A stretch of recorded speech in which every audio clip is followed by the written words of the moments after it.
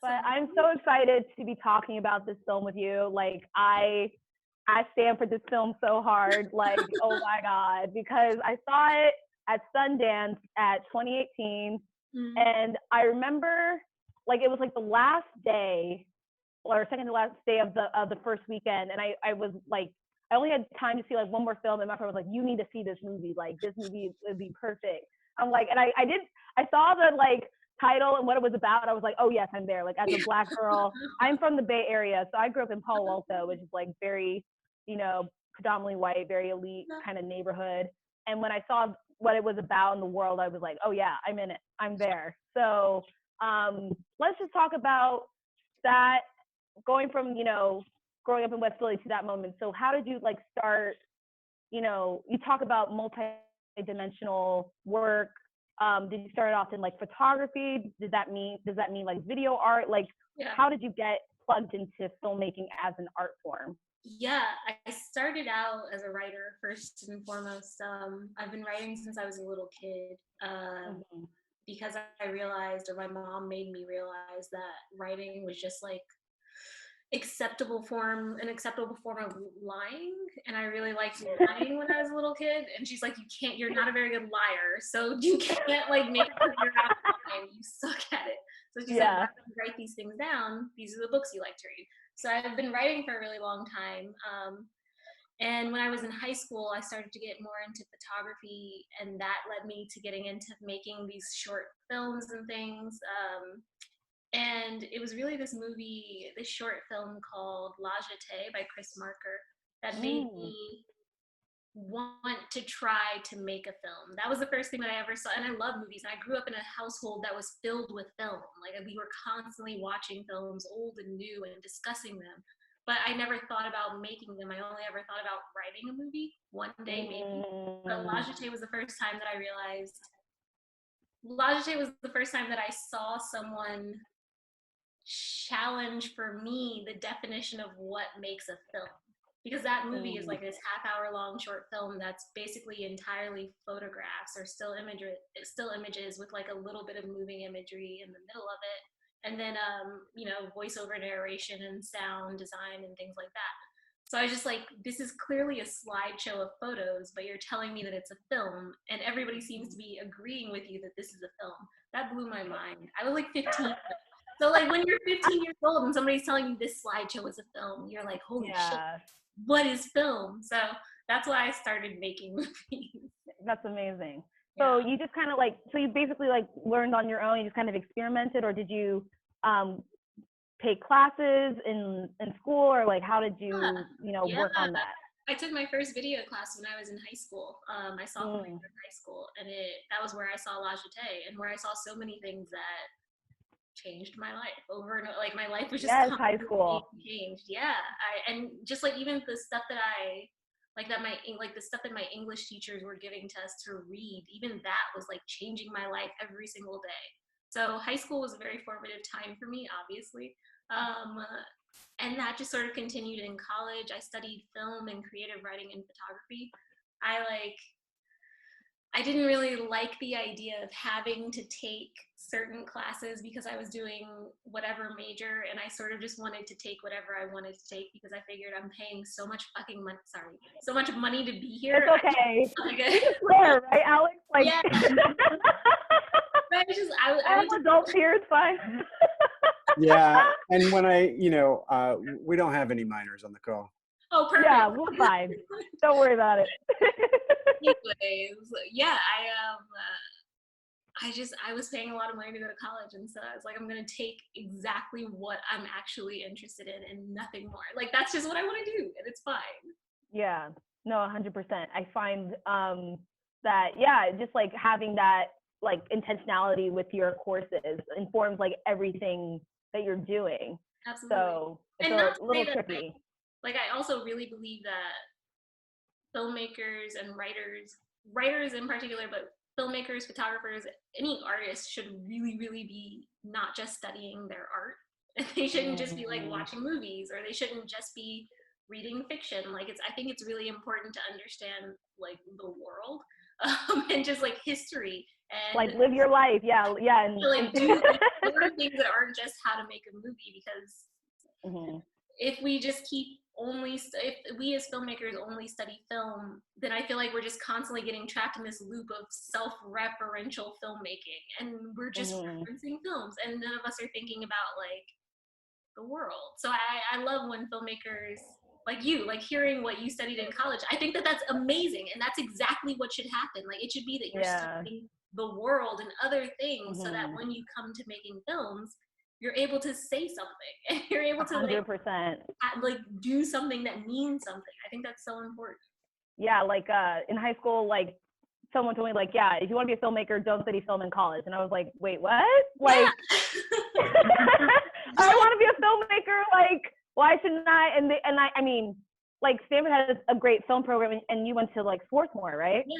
Which is which has a great film program, and like I took film classes for sure, but like I love like Spanish, and I wanted to study abroad, and I ended up taking classes, and boom, you know.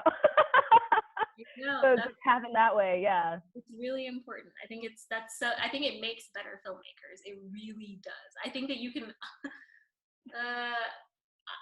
I feel like you can watch stuff and know when somebody only watches the films that they're interested in, and like they're never really ingesting things that are challenging their like framing of the world. I think it's important to it's just important to learn shit. Like it's just important to learn things. So. Yeah, 100%.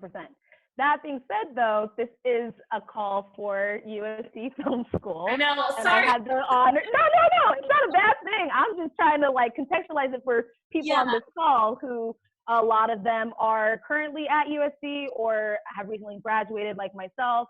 And I'm curious, like for you, like did you feel like you needed more education after? Like, what was the decision like? You know, going to undergrad and honing your craft and then transitioning that into, you know, your filmmaking career. Like what was that kind of gap like for you? Because some people do choose to go to film school, some people don't. So I'm curious like what your thought process was like. And totally. So I come from a family of, for lack of better phrasing, a family of academics. Both of my parents are professors, and so my entire life has been watching teachers and watching the world of academia, and several of my brothers have like master's degree or graduate degrees rather, and several of them teach. Like I come from both my like my grandma was a teacher, like very annoying, but because I came from a family of academics, the idea of going to grad school for me was like, Jesus fucking Christ, I cannot go to grad school and just become another academic Poe. I cannot do that. I will not do that. And I was like rebellious. So I was like, I won't give my parents the satisfaction of me getting an advanced degree. So, I mean, that's for me is like, I come from a family where it's like very normal to just go get a PhD. That's like the path that a lot of us take, which is like, that's just the fam, like, that's just that's real. Yeah. So for me, not doing that was a bit of a rebellion. And my mom would always say, like, every year, you know, you could always apply for your MFA this year. Like, you could do it this year. And I would say, like, not this year, maybe next year, maybe you're right. And there were some years where I was like, maybe she's right. But I know, I'm really glad that I did it the way that I did it, because what was really beneficial to me was the process of going through the Sundance labs. That for me was like a crash course in film school. And also not just that, but also working for many years as a still photographer on various sets. Okay, so yeah, that was about to be my next question. Like what was that job before Sundance labs? If it wasn't film school, so it was still photography, kind of like working as a crew member in that sense is what kind of got you in the film world? So yeah, like before I got my first job on a set, I worked as a photographer and like a documentary videographer in Philly, where I lived and am from, for a while, in like with dance, with just like straight documentary stuff, with my own projects, all sorts of things. But it was very much just trying to just do things.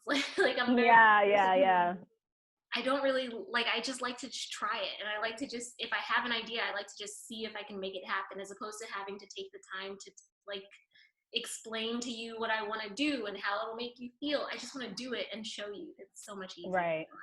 But yeah, so I worked in Philly freelancing for many years. I had, right out of college, I had a job at Swarthmore in the media lab. Great job, benefits, more money than I'd ever been paid my entire life. And I felt miserable the whole time. I was just like, this feels like still being in school. Like, I feel like I haven't changed anything in my life. And that was when I started writing SELAH. That feeling of frustration and that feeling of a lack of a stasis change, it just made me want to do something that would get me to where I wanted to be. 100%. Great. I'm glad I did that. But I worked a lot of odd jobs, just doing, like, I just whatever came up. I honestly, I just really, just anything that had to do with taking photos, I was going to do it. That's awesome.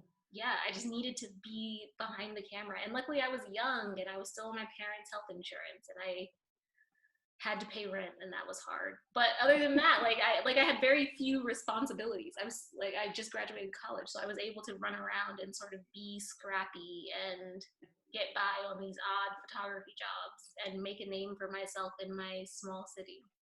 Yeah, 100%. So during that time, can you walk us through like where that, you talk about the very beginnings of SELAH and the Spades and writing it.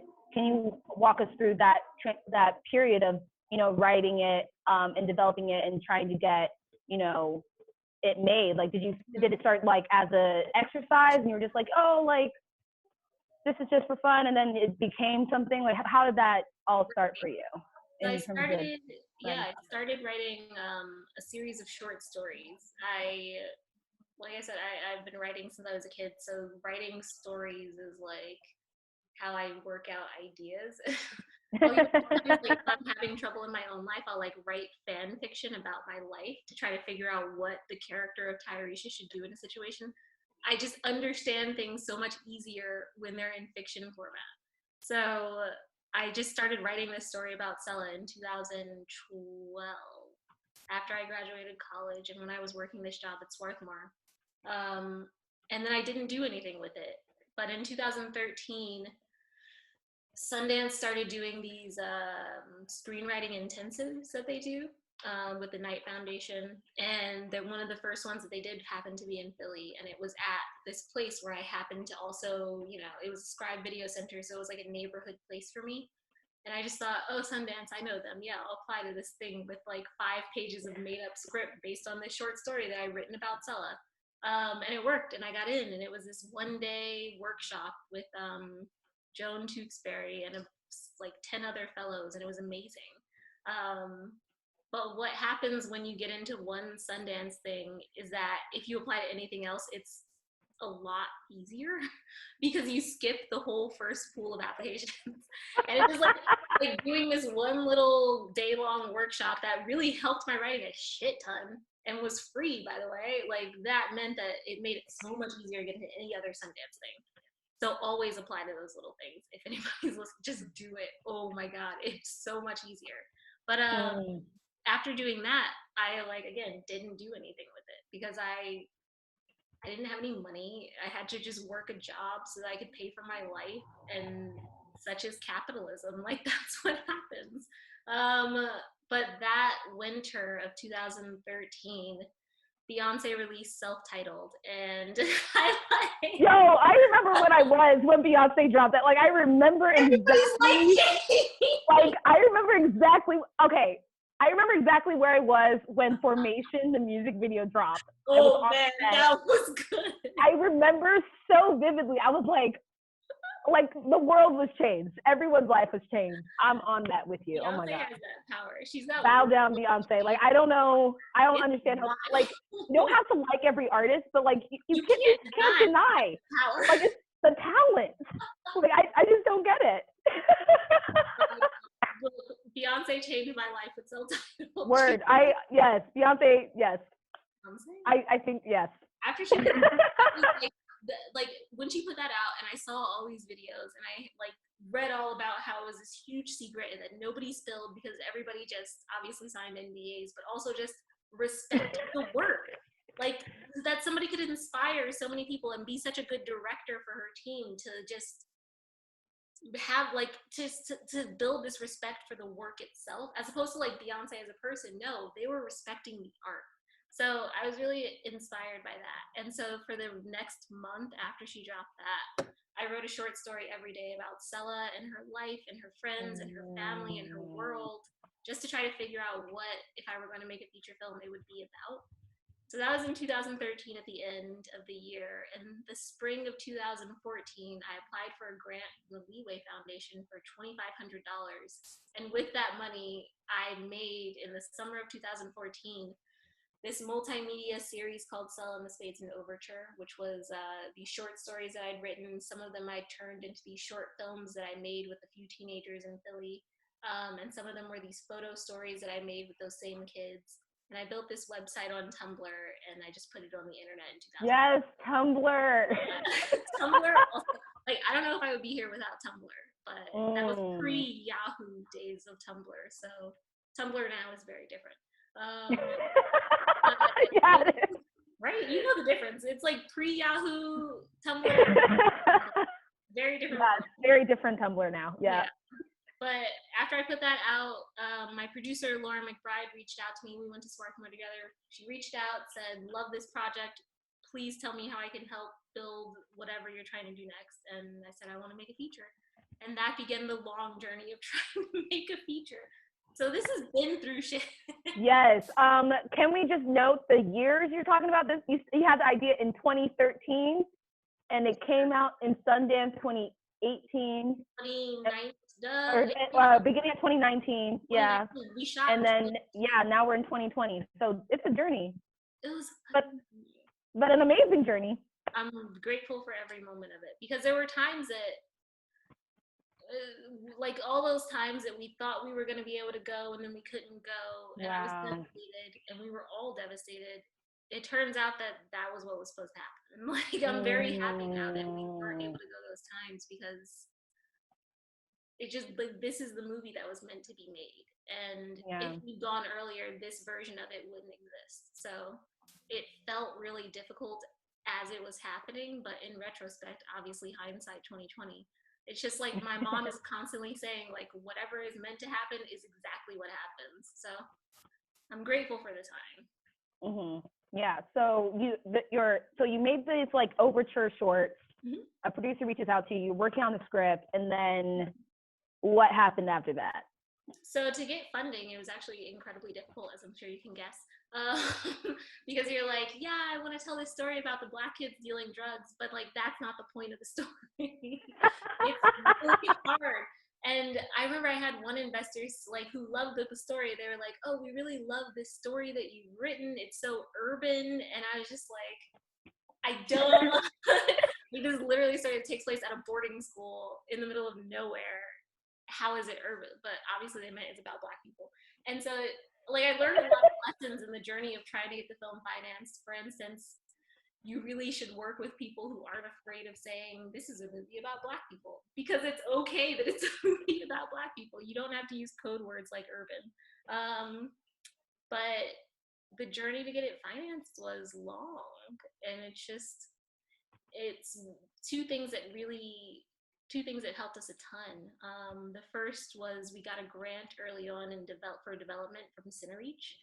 Cinereach is a great organization. They are one of the most academic production companies that I've ever worked with. Like, they really treat making films like they do in school. Just in terms of like the time and the attention to detail that they use in or that they have with their notes, that they have they really respect the process of making a film. And of creating a film and writing a film. So I really appreciate that grant. And with that, and just being able to say like to investors and to Sundance, oh yeah, we got this grant in development from Cinereach, this respected name, like it makes a difference. So that brand stamp early on helped a lot. And then also just going through the Sundance labs, that helped a ton, because our entire film was financed by this group that came out of the Sundance Catalyst program. Sundance Catalyst is this basically like a pitch session that you can get invited to do in Utah at the resort, and they invite investors and production companies just to listen to like 12 pitches. So it's an amazing opportunity. and that's how we funded our film. So Sundance and CineReach, they mean what they seem like. They mean what they say. They're not just bullshitting. They're very honestly and earnestly about diversifying the independent film landscape, and they do the fucking work that it takes. They really do. Yeah, no, that's amazing. Yeah, like I definitely heard of Sundance Labs. USC does a really good job of having Sundance come and like do talks. It does feel a bit like a pipe dream though, because it's like it's Sundance Labs. You people get Yeah, but it's also great to hear about other, organizations like CineReach. I'm sure you were talking about in your bio about the Pew Foundation. So that's like a Philadelphia focused grant, right? Both are Philly focused grants, and yeah. Like another great, that's the other great thing that happened for me. I'm from Philly, and like being has funding for the arts, which currently the mayor is trying to cut out of the budget, which is a huge mistake. But being from like a smaller city that's not New York and LA sometimes works in your benefit, or works. Totally. But yeah, no, that's really awesome to hear about that. But can you talk about the times that you felt like you were gonna get going, but it was stopped for some reason? Did that happen before Sundance or after? Or both? Both. One time it happened. So what happened? We did the directing lab in 2017. So the biggest time that it happened was after I did the Sundance Screenwriters Lab in 2017 in January, and we were supposed to shoot that summer, but because of money, obviously, and so didn't end up shooting that summer. But I'd been accepted to the Sundance directing labs, so because we weren't shooting, I was able to do that, and thank God, because then the script changed a bunch for the better, and it was great. But that was really devastating to not be able to shoot, because we'd been doing so much work to try to get to the point of getting the money together, and it felt really hard. It was really difficult to raise money. It's really hard to pitch. It's really hard to go through like TFI and IFP and all those like pitching network sessions and stuff. Like, great, love it. Oh, pitch. It's exhausting. Everybody's exhausted. The people listening to the pitches are exhausted. You're exhausted, and you both know it, but you both have to pretend you're not. It's oh my God, I hate it. So I don't know. I think that, I don't know. I think those networks are so amazing, because I've met so many people who have been instrumental to my life and career from those types of places, but funding a film is hard. It's it is hard. I mean, if you don't mind me asking, what was the budget level for SELAH? I don't know exactly, but it was 1.2 million. 1.2? Like over $1 million, yeah. Little over $1 million. Okay. All right. That's good to know, because it's like people are like, oh yeah, like it's hard to like think about, okay, what's the right, or not the right, but like budget level. But even as a first time filmmaker, like any budget level just feels like a lot. Dude, when I guess started out, Lauren and I, my producer, we were talking about trying to make a movie for $30,000. So we had no idea.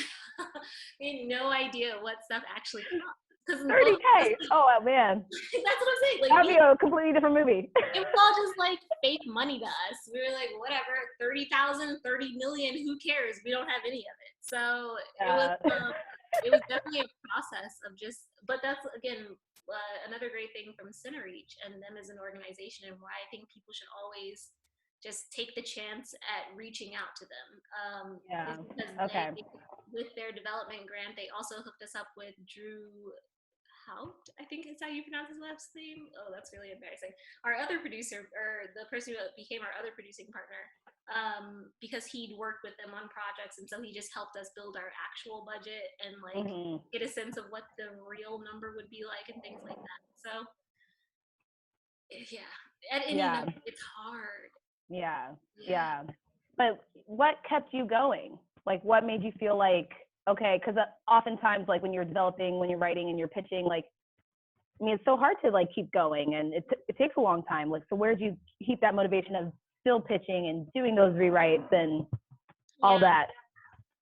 I'm just really hard-headed. Like, I honestly, it's so hard for me to hear no and actually think, oh, they really mean no. I'm just like, no, they're just wrong.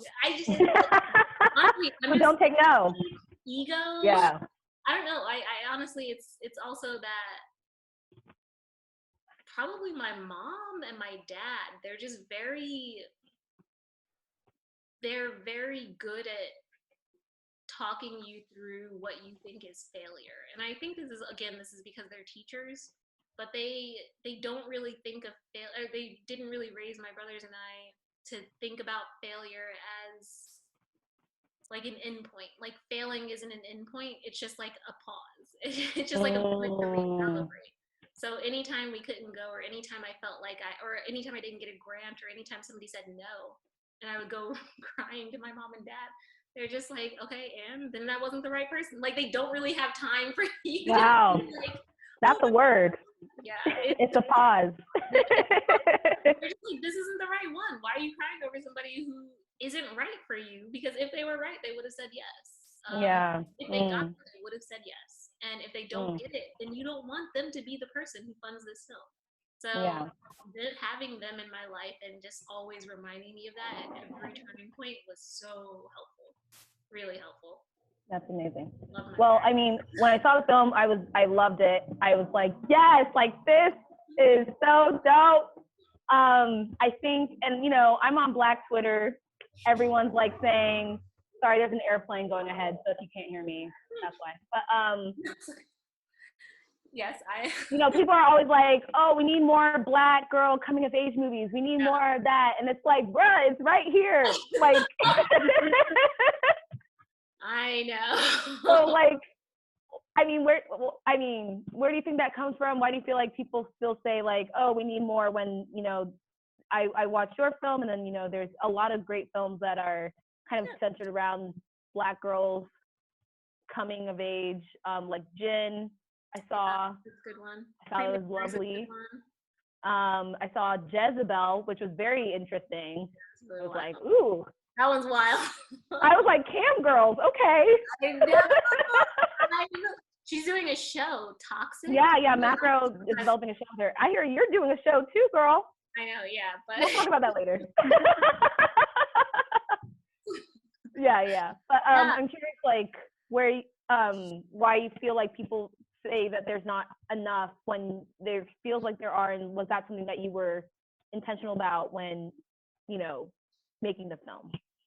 I mean, people just say there's not enough because we're living in the present tense. So when we say there's not enough of like Black girl coming of age stories, what we really are saying is the stories that I watched growing up, and the ones that I can remember, and the ones that are like in these lists of the years past, there aren't enough. But like right now, there are many coming out, and like there are many more brewing, and there are many coming. Like, I think it's just because we live in the present tense. I don't really care that people say, oh, there's not enough. Like in 5 years, they're gonna realize, and people are gonna say that. So whatever, just time. Yeah. Whatever. People always do that. I feel like the haters gonna hate, I guess. Like people, it takes a little bit for the majority of people to realize what's out there. So yeah, 100%. It makes me really happy to just, honestly, the thing that makes me happy is just being on Twitter, and every now and then across my timeline there will be like a SELAH and the Spades meme that pops up. I die. It's like these teenagers make SELAH memes, and I just love it. So when I see that, I'm like, oh, we're fine. Like this is gonna last into the future. Yeah, totally. So I mean, I loved the film, and especially the performances. Like the casting is just amazing. I like Lovey is perfect. Yeah. Like I was watching, I was like, oh my God. It's like terrifying how perfect she is. Yeah, it's actually kind of terrifying how perfect she is, because like I've seen her, I like watched one episode of Greenleaf, and so I was like aware of her face. But like when I saw her in the film and in the trailer too, but I was like, wow, like in the film she does such an amazing job, and you have like such a well-rounded cast with, you know, with her friends and then like the other cliques. Like how, walk us through that casting process, because it really felt like real and grounded, and it moved me when I watched it. So I'm curious about Yeah. your casting process. Yeah, I worked with the casting director, Jessica Daniels.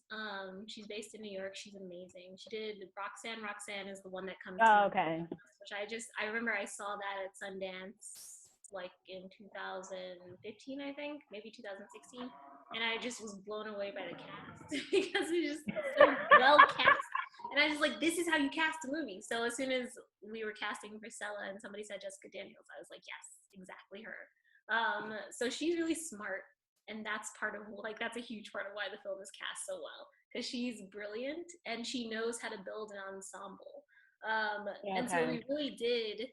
The first person who was actually cast was Jarrell, because Jarrell was one of the actors who I brought with me to the Sundance Directing Labs in 2017, because they let you bring a couple of actors to do these scenes that you're making. And so I had him as Maxie then because I'd seen him in Moonlight, and I just like, this kid seems like he knows how to crack a good joke, and he did. So it worked out really well. He was hilarious. It was a lot of fun. Oh man. Yeah. So we brought him, and then casting SELAH. Originally, I cast Lovey as Paloma because I saw her tape, and I was just like, just enchanted by her performance, and I was like, I need her to be in the main cast, but I felt like she was too young to play SELAH, because at the time that we shot, she was 18, and she had like she has a baby face, and she had a babier face in her like video audition, and so I originally just cast her as Paloma because I needed her to be in it, and then like a couple days later, that idea fell apart, and it was like, no, this person is so clearly meant to be SELAH, and anything else is like it's just false. Like anything else is a lie. Why would we do that? So we cast her as SELAH, and then went about casting everybody else around her. And it was really like, honestly, I cast a lot, and I like that I do this, and I'm gonna do it forever probably. I like to cast people's personalities, and it's really just, yeah, it's important to me to be able to talk to an actor in a callback and just feel as though they, not only that they'll like do the words that I've written on the page justice, but that they'll make the words better. And like, I'm not interested in somebody who could just recite my words back to me really well. I want somebody who could take the words and like turn them into a real human being. So that like people's personalities were a huge part of casting. Yeah, that's awesome. Were there any other inspirations that you drew from while you were, getting ready to make the film? Were there any filmmakers that you looked up to or look up to, or films that you drew from to, like, what inspired you to, or the look of the film? Because it's shot it has a very cool vibe to it. And I'm just really curious, like, where you drew your inspirations from. Yeah, well, a big inspiration for me was Brick by Rian Johnson. I love that movie. I love that's a movie. That was one of my first short films, was like almost a word by word ripoff of many scenes of Brick, and I called it Chemical. It was so bad. I didn't even change the people's names. I like cast my friend whose name is Emily in it as Emily, and I cast my friend Brendan as Brendan. That's so funny. One day I'll put that on the internet again. But I was obsessed with that movie. I still am. So I really love his work. I really like Wes Anderson's style. Although sometimes I think that it's like style over story, which is fine. That's a choice that people make. That's fine. But I think I don't want to do that. And then also a big one for me is this movie Eve's Bayou by Casey Lemons. Yo, like literally right before that, Casey Lemons just did this Q&A, this webinar, like literally an hour before this. Oh, really? And literally the moderator of that conversation was like, oh, like, I hear you're mentors to a lot of filmmakers, like Tayarisha Poe, who just did Fell in the Space. I was like, what? I love Casey. She's amazing. That Casey Lemons was your mentor, 1 and 2. Like, that's amazing. It was just like Sundance Labs, man. That's how I met her. Sundance Labs. That's Sundance. I started at the screenwriting lab and then again at the directing lab, and it was such a like, It was so surreal to me because I've been obsessed with her since I was a kid. Like it was that was like, how are you talking to me right now? And then also Jomo, our DP, he has worked with Casey at NYU and been taught by Casey, so she's also really close with him. So it was very much. Oh, like, wow, that's really great. And her son is in our movie. He plays Terrence. So it was very much. It's like a very. My mind is blown right now. Yeah. Casey Lemons for the win. Yeah. And her son.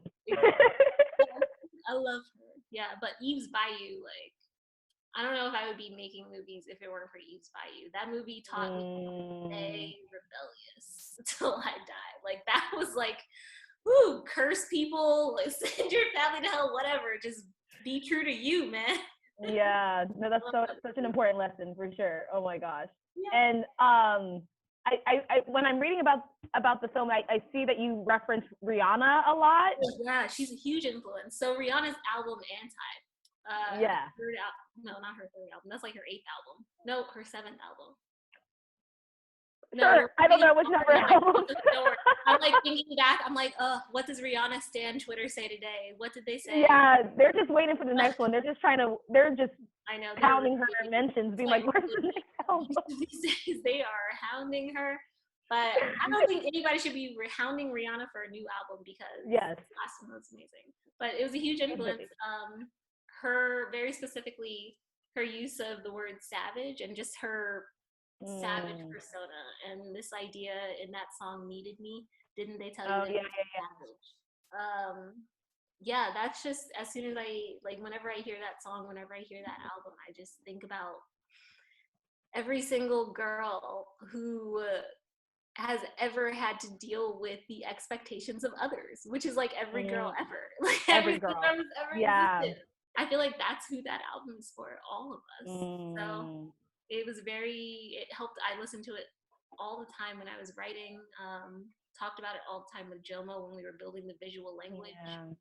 It was just a very influential album. I love that album. Yeah, no, it's great. So how was it going to Sundance, and then, like, what was that process of screening the film and negotiate? Like, did you want or not want, but what was the conversations like after to have the film on Amazon? Like, how was that process of, like, getting the film out there and, like, trying to figure out distribution? I mean, we just talked to a bunch of distributors who wanted to, like, it was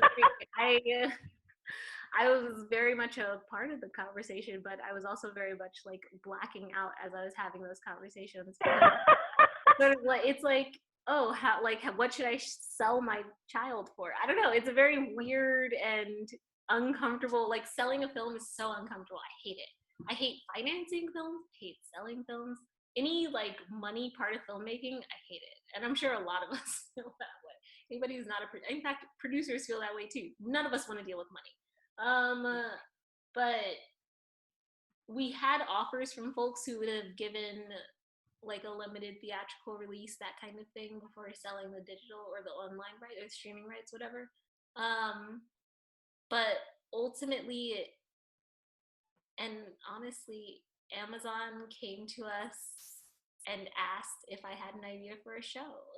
And, like, they came to us and offered what the film was worth. And, like, they were like, and they were really honest. They were like, we know that a lot of our programming is very white and we don't want it to be that way. And, like, we know that we very much don't want that. So they were honest and upfront about that and their shortcomings. And I guess I really appreciated their honesty. And they also just, like, there were places who we talked to who wanted us to make edits to the film before releasing it. And Amazon was like, no, we want this. Like, we want exactly this. Don't change it. So it was just about, it wasn't even, it ended up not being a conversation about streaming versus theatrical or which distributor. It was just a conversation about who wants the film and, like, who gets the film. And more so than a couple people. But yeah, and they were really great to work with, and even, like, the marketing and, like, the marketing was on point. I saw Instagram filter bro. Or AR, I was like on Insta stories like, oh, SELAH the Spades. I know. They Filter. were doing good. They did such a good. I think I they was did. like, Good. yes, Honestly, I love this. Yeah. They very much took what. I mean, they took what we gave them and then they used money and made it more. So. No, that's amazing. So they came to you with the show. Like they're like, we want to buy the film and also work with you in developing the show. Did you think about the story as a TV show at that point? Well, not the story of the movie, but like the world and the factions and this idea. Yeah, definitely. But I never want to take a movie and stretch it out. Like if I'm making something that's a feature film, then it's because that story is meant to be a feature film. If I'm making something that's a short film, then it's because that is meant to be a short film. Yeah. I feel like stories, and this always sounds so pretentious when I say it out loud, but I think it's true. I feel like stories tell you what format they're meant to be. And I think that's very true. It's kind of like a spiritual conversation. Like they you have want to listen to it. Yeah, they tell you. Mm-hmm. Like you try to force it, and it's like, no. You can tell it's forced. Like you like a 20-minute short film, and we know. Yeah. Like, you gotta listen to what a story wants to be, and so SELAH and the Spades is very much a feature film. But like, there's all these other stories that are not, and that are for the series, and that I've been working on for years now. So. So one more question before we open it up, because I'm sure people have a lot of questions. Yeah. But I mean, I guess it is a silver lining that you went in the direction of a streamer, because you know, if you were to have gone theatrically, like it wouldn't have happened, right? Yeah. With the closures and everything. So how has that been for you? And like realizing like, wow, we kind of made the right decision, I guess, because people can just watch it at home as opposed to going to theaters right now. It's so weird to be like, oh, I'm so glad there's a pandemic, because you know what I mean? Like it feels so like, oh God, Tayarisha, don't ever say that out loud in public. But it was very much like a wow, what a weird kismet sort of moment. To have suddenly all these people who want something to watch, who are at home and are bored, and it's like a sweet spot during the lockdown where, I don't know, it was very weird to reap the benefits of that moment.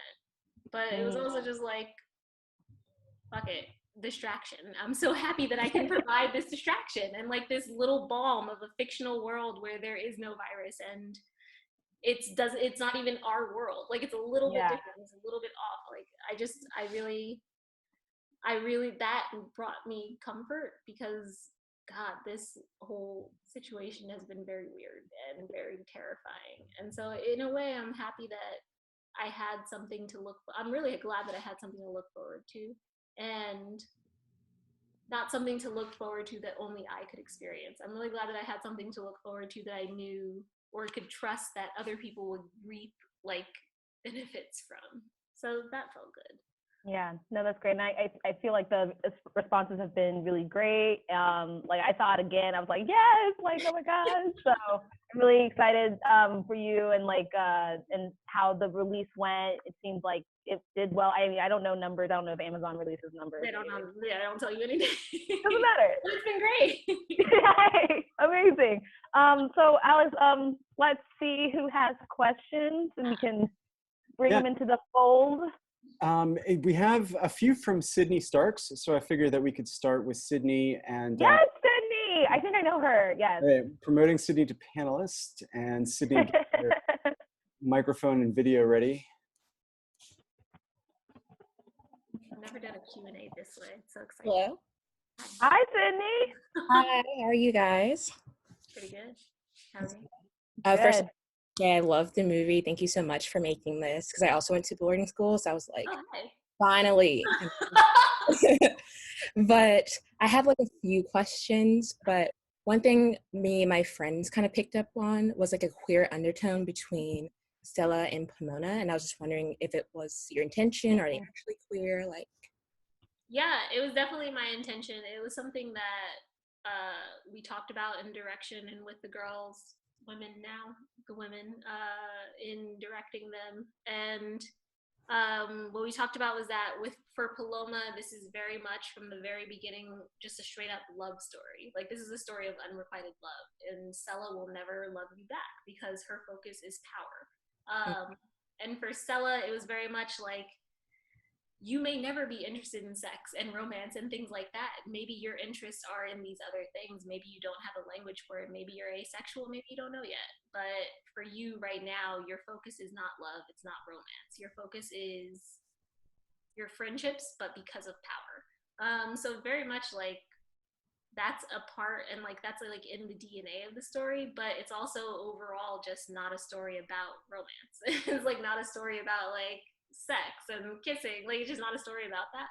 So I feel like I would never say, oh, this is like a movie that represents queer relationships, because it's not. Like, it's very like, I think representation is, I think we need more outward representation of queer identities and stories before we can accept something like this story as representation.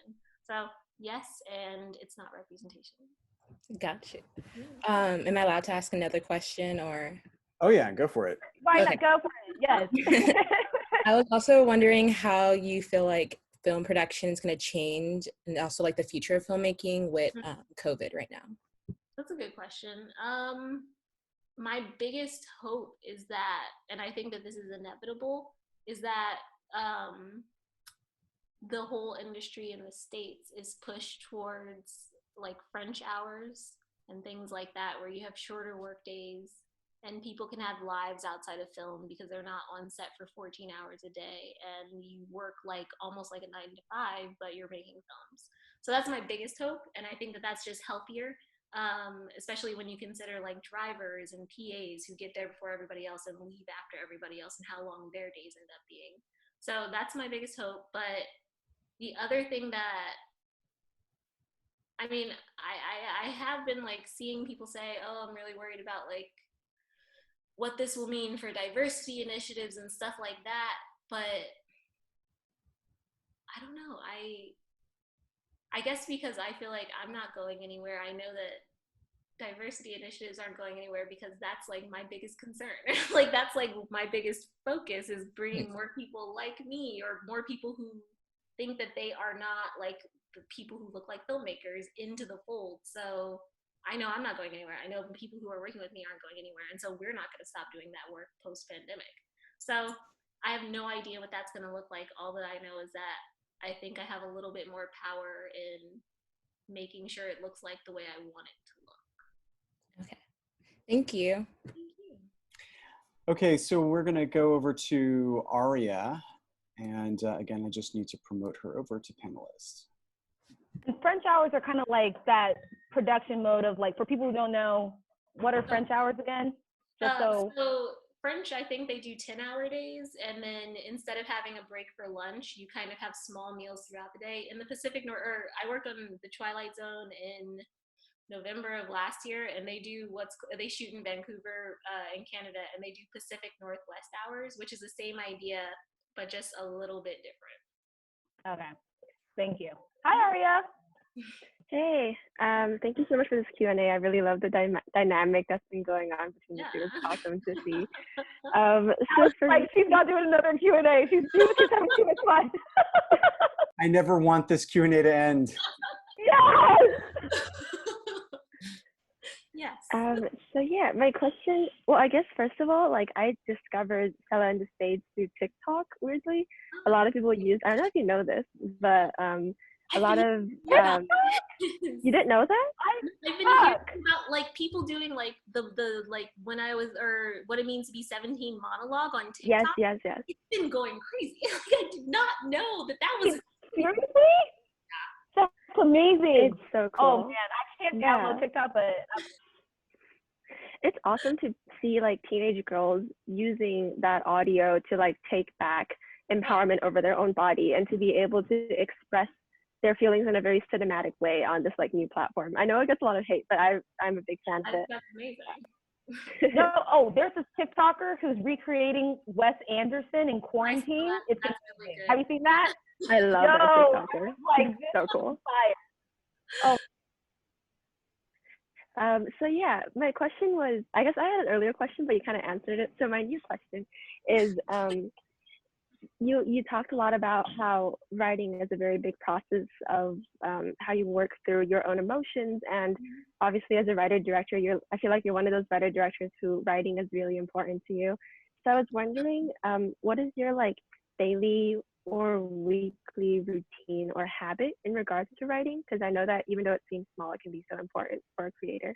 Yeah, routine is really important. I wish I had a better routine. I'm working on it. It's so hard. So what I would like for myself is a daily writing practice where you wake up, maybe you eat breakfast, maybe you work out, and then you just sit down and you write until you can't anymore. I'm very impressed by that.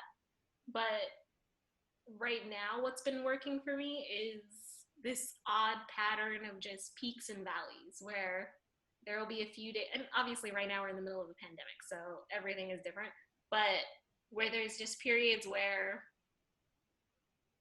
I just can't help but write constantly. And then there are periods of days or weeks where I just can't write anything at all. So what I try to do is not shame myself for the time that I'm not writing. And something that's actually really helped me and kept me from shaming myself for not working on any particular project is that because I know that I like to procrastinate. When I was probably like, God, this is 2020. So starting in college, I started to do this thing where I just always had multiple projects and I was always working on a project, so that whenever I felt like procrastinating on one project or I was stuck or I couldn't read this script for the life of me, I would just procrastinate. I would say, okay, well, I'll go read this book that has to do with this other project, or I'll watch this movie that's about this other project, or I'll just go work on writing this other project, or I'll like ride my bike and only think and listen to my playlist that's for this other project, because it just feels really good to like give yourself permission to procrastinate by working more. It's like a weird sadistic thing maybe, but I think it's really good to take a break. But I'm really bad at taking breaks. I'm very bad at just turning my brain off. Yeah.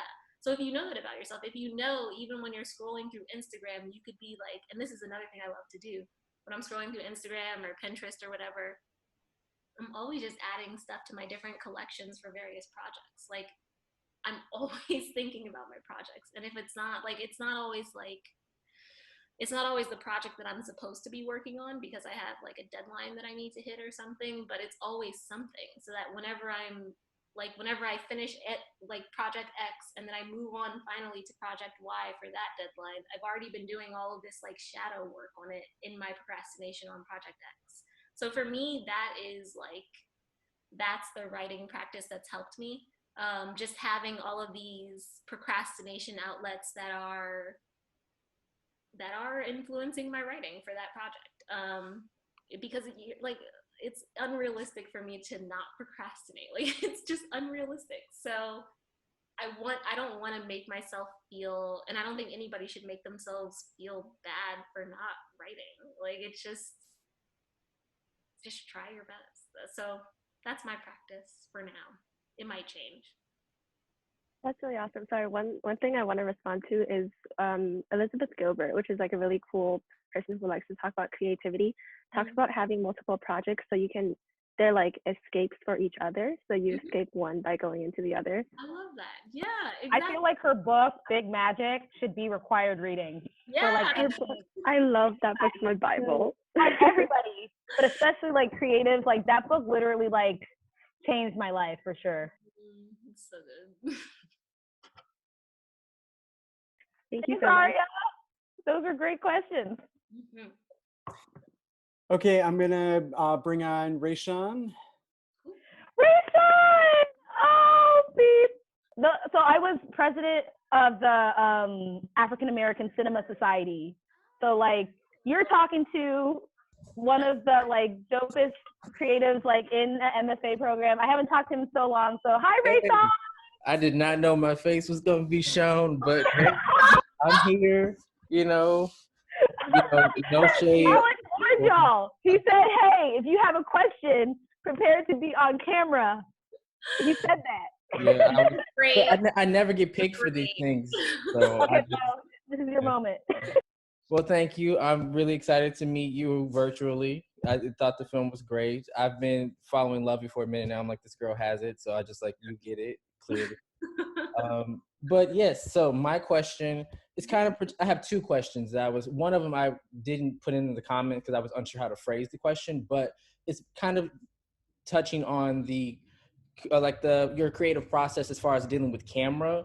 A lot of times as a director I'm not the best camera person, like talking to your DP and like having those fluid conversations, like did you have like a certain flow throughout the film that you wanted to go through, or did you kind of trust your DP in that aspect? And we take this class about visual expression, about like using diagonals and triangles and circles and et cetera, et cetera. I was like, are those things that you were even thinking about? Or that's funny. That does sound like school. Yeah, we very much work together. And it's in part because I'm a photographer and I've shot a lot of my own stuff and stuff for other people. So, and there was even a point, in fact, Terrence Dance, who's one of our EPs, reminded me of this earlier today. There was a point where I was going to shoot SELAH in the Spades. So like, I very much am like a visual person. I'm a visual writer. I'm a very visual, like I'm good on the camera. So Jomo and I, our dialogue was really easy because we were speaking the same language from the beginning. But that said, the reason I love working with Jomo and why I'll work with him till I die is because there are so many times where I cannot think about the camera for the life of me. Like I can't think about what is in front of the camera visually speaking. Like, is this appealing? Is this saying what we want to say with like the framing? I can't think about it because I have to think about like the tension between these two actors who are playing these characters who have no tension between them. So I have to help defuse this teenage situation. Mm-hmm. So the brilliant thing about working with Jomo is that he's brilliant, and like I trusted him, mm-hmm. and like I felt totally comfortable stepping back from thinking about camera and just saying, do what you need to do. Let me know when you want to show me something, and that's it. So being able to trust your collaborator, especially if you feel like it's not necessarily that it's not your strength, but it's not something that you are focusing on. Mm-hmm. You got to choose a collaborator who you trust. Choose somebody whose work you're obsessed with. Somebody who not only whose work you're obsessed with, but who in conversation, who you can talk to. Mm-hmm. Like I've worked with DPs who I can't really talk to, and it's not fun.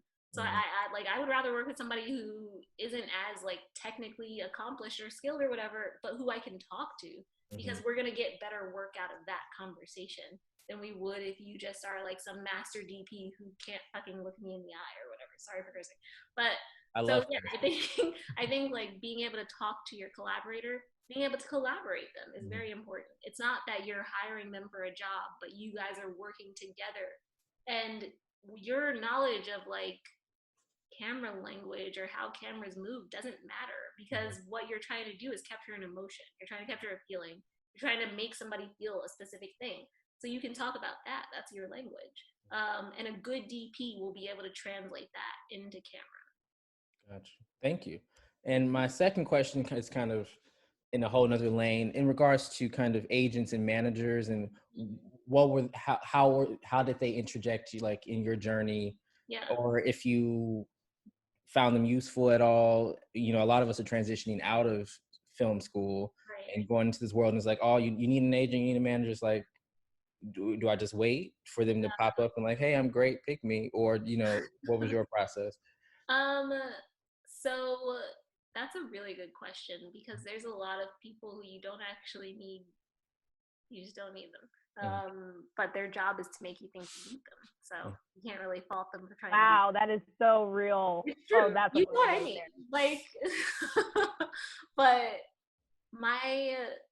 the reason I like the people that I work with, my agent and my manager both, is because the way that I met, in fact, like for instance, the way that I met my agent is that she was at I think it was like Tribeca All Access, and we were doing like pitch sessions, and one of the pitch sessions was with ICM, which is where I'm repped, and she was one of the agents, and we were pitching to her, and I was talking to her about the project.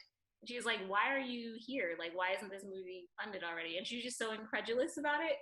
And I was just like, oh, this is really nice. And and then after that, she just reached out and was like, let me know how I can help. Let us know how we can help. Let us know how ICM can be helpful, because we really believe in this story, believe in the project. She wasn't trying to sign me as a I mean, obviously they're playing the long game, so they are trying to sign you, but she wasn't trying to sign me right then. And like, she took me and Lauren out to just talk to us about the process and to help us, genuinely help us and connect us to people without saying, have you thought about having an agent? Do you want to sign? Like, I didn't sign with her until 2000, I think it was 2016.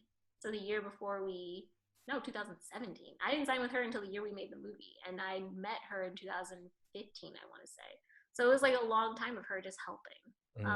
And just very genuinely like answering our questions, because we didn't know shit, and she just knew a lot about the business, and just saying, have you worked with this person?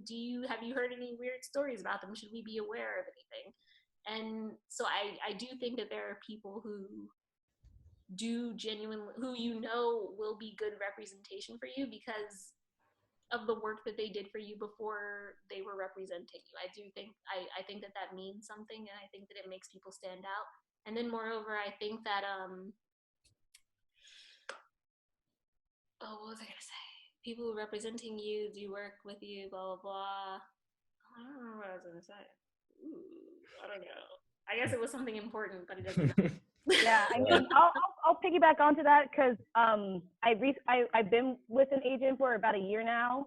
I'm repped at CAA, and I think what was really important was like just doing the work, because they're trying to sell you like as a product, which is kind of a dehumanizing thing to say. It's but true.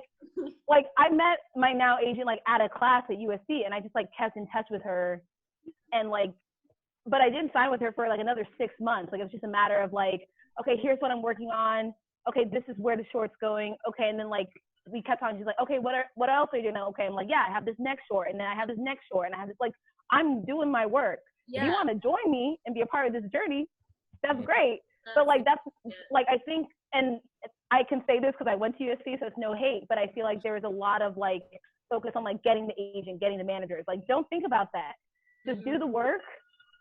And they will find you. Like, I guarantee you, they will find you. And like, yes, it definitely helps to be like proactive and like, you know, be a part of showcases and go to festivals and like make those connections. But like, if you're doing the work and you're like being proactive and like what you're doing next, like they're gonna be like, oh, we need to help this person. I want to be a part of their journey, because they're trying to see like who will be the next. And if you're just kind of like, oh, I made this short and I don't really have anything else that I'm doing, they're gonna be like, okay, well, we can't really help you. Like, there's no product to sell. That's true. Yeah. So like, keep making the work, and the work will find you. Yeah. Thank you guys. Tayo, we got to link up. So proud of you. Yes. Yes. But thank you guys for talking with me and answering questions. Yeah. So I think do we have time for like maybe one more? I don't know. Yeah, I mean, let's start with Derek. Derek. Come over. Derek is literally asked a question every webinar. He is so ready. That's only from love, Derek. That's not supposed to be mean. I love you, man. Yeah, well, I'm like a whole team. Hey, Derek. I'm sure you're great. So Derek is amazing. He's the president of, like, we handed him the keys to African American Cinema Society, and he's been like doing amazing stuff. So this is all love. I'm just being silly. No, we were always messing with each other. It was actually funny because I was talking to Tayo, and she was like asking for recommendations, and I was like, "Have you watched SELAH on the Spades yet?" And she was like, "Oh, you know, like maybe." So it was really funny. Yeah. I'm doing the Q&A with her. You better show up. Yeah. So it was really funny how that all came about. So thank you for joining us. And one thing I especially loved about the film, and it all came to fruition, is your world building. I mean, it seems like it went from the page, like you said, you just love to write these like short stories, to then becoming the feature, which, because you built such an immense world, they were like, would you like to make it into a series? And I was wondering if you had any insight to your world building process, and if it ever came into play when you were kind of trying to sell the story. Like, how much did the world building, because of course you have a very clean narrative, but the world is, we only get like a sliver of it because it's so immense. So I was wondering where the planning of that kind of comes into play. I found it to be really important in selling the story. Having this, it was called, the website I made, the multimedia project website was SELAH and the Spades and Overture. Having that and being able to literally just show investors, this is what I mean. Like, this is the tone I mean. This is what I mean when I say Wes Anderson and The Godfather and Clueless at the same time. Like, this is what I'm talking about. So I wasn't just talking out of my ass. I had something to show. And I think that some people are just visual people and they learn better by seeing a proof of concept. So I don't think that it's that different than making a short film that you're like a short film version of a feature film. But for me and my interests, I'm not good at making short films. I'm just not. Like, I can't make it work. It's not enough time. I need more time. So I knew if I tried to make a short film version of SELAH and the Spades, I would have failed miserably. But what I am really good at is world building. I'm really, really good at that because I used to write a lot of fan fiction when I was younger. Honestly, that's why. Writing Harry Potter fan fiction, like... Oh, what? That's amazing. No, that's like what, like, that taught me so much. Just about taking somebody else's world and then retelling it through my own lens. And my advice for world building is just, there is no detail too small. Like, I had vignettes that were, like, I literally made a short film that was about SELAH's favorite smell. And it was about how SELAH's favorite smell is freshly printed paper, because she just likes the smell of success, and she likes how warm it is, and like, oh my God, it reminds her of all of these happy memories of like getting gold stars, and like, it's just SELAH's favorite smell. And that was just its own vignette. And it was very simple, like a girl sitting at a desk, smelling paper, and a voiceover, and that was it. So I think no detail is too small, because knowing that that is her favorite smell informs a lot for me about who this person is and what she wants in her life. So I think that, like, for me, I just, like, this is just how I write. I write things by starting out with building just a list of random details, like, oh, this character loves this, or this character one time said this, or this character thinks this about fish tacos. Like, little things that maybe won't be in the story, but it feels like I know this person like a friend. And I need to know my characters like my family, like my friends, like myself. More, yeah, really, I need to know them as well as I know myself, because that's the only way that I know the plot points that I'm writing are actually for this story, for these characters, as opposed to just like, wouldn't it be cool if there was a bear in this scene? Like, I need to know that I'm writing things for these characters, and in order to do that, I need to know their world. So that's the way that I do it, which isn't the way that everybody does it, but for me, it really works. It makes writing so much easier. Yeah, I like your perspective. That's really interesting. So thank you for sharing that. Of course. Thank you for asking. Yay! And we look forward to more of that world building in the show you're creating. I'm so excited. Like, yeah, it's gonna be crazy to see all the actually branching. Yeah. World building. Can you tell us anything about it? Like, or what else is next for you? What else you're working on? Or yeah. The show. The movie is the movie, the show is the show. That's what I can say about that. Okay. So we'll definitely just be ready to like not know what's coming next, because I'm never gonna make something and then try to recreate it in a different format. I'm just not gonna do that. So don't expect that. And then what I'm doing next, I'm making another movie. I can't say for who yet, but I'm very excited. Yes, I'm so excited to hear. Yes. I'll write it. I'm writing it now, and I'll direct that as well. And then I'm also writing. I'm writing a lot. I'm writing a lot of fiction. So who knows what format it's going to end up being, but I'm writing a lot of weird stuff. Yeah, awesome. Well, thank you so much for joining us. I have to be honest, I was so selfish. I was like, I just want to talk to Tayarisha. Like, that's what you want. Yeah. But no, seriously, like, thank you so much. The film is amazing, and it's definitely inspired me in my own work. Like, I'm writing something that's like inspired by my own time going to high school. Yeah. I felt like I didn't quite belong. So like, definitely, like, watching that movie made me feel like oh, it's possible to like tell your story. It's So very possible, and I'm glad you yeah. did. Yeah.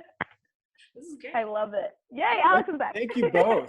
This was awesome. I honestly, Tayo, I'm going to be hitting you up a lot. And Tayarisha, Yes. No, I hit up Alex. I was like, I love Q&A so much. I just love talking to filmmakers, and yes, I'll do it.